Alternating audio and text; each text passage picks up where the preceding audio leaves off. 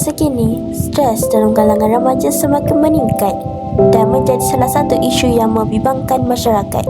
Remaja sering menghadapi berbagai tekanan dalam kehidupan seharian, sama ada dari segi pelajaran, keluarga maupun kehidupan sosial. Keadaan ini menyebabkan ramai remaja mudah berasa penat, tertekan dan hilang semangat untuk meneruskan aktiviti harian. Selain itu, remaja juga berada dalam fasa perubahan emosi dan pemikiran.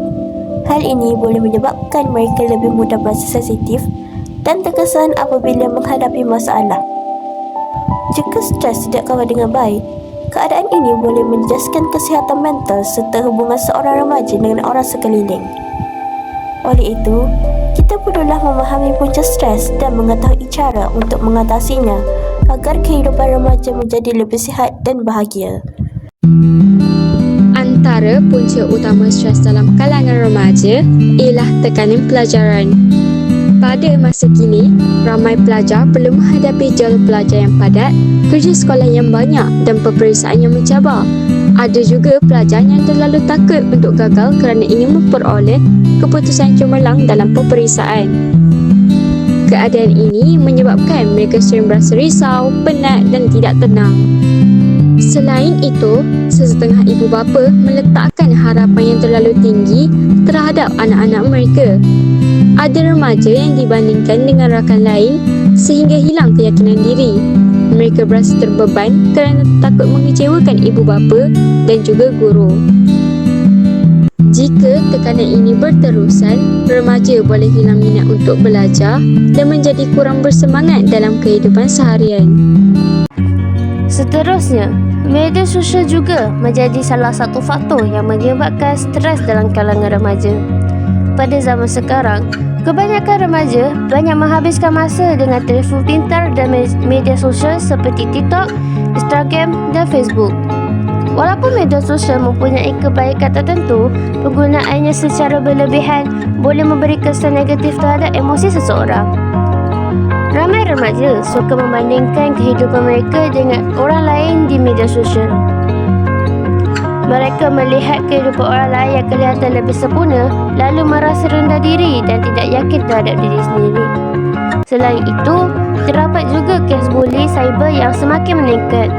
Kata-kata hinaan dan kecaman di media sosial boleh menyebabkan seseorang remaja berasa sedih, takut dan tertekan sehingga menjejaskan kesihatan mental mereka. Di samping itu, masalah keluarga turut menjadi satu punca stres dalam kalangan remaja. Hubungan keluarga yang tidak harmoni boleh menyebabkan remaja berasa sunyi dan kurang mendapat perhatian. Ada juga remaja yang memilih untuk memendam perasaan kerana takut untuk berkongsi masalah dengan orang lain.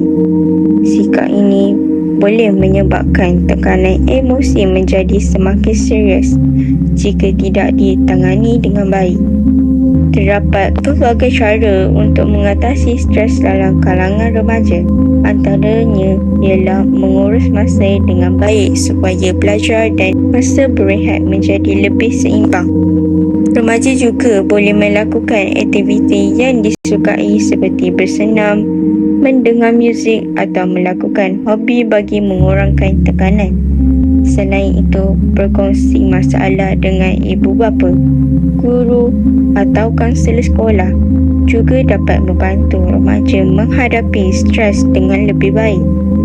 Kesimpulannya, stres dalam kalangan remaja merupakan isu yang tidak boleh dipandang ringan kerana boleh menjejaskan kesihatan mental dan kehidupan seseorang.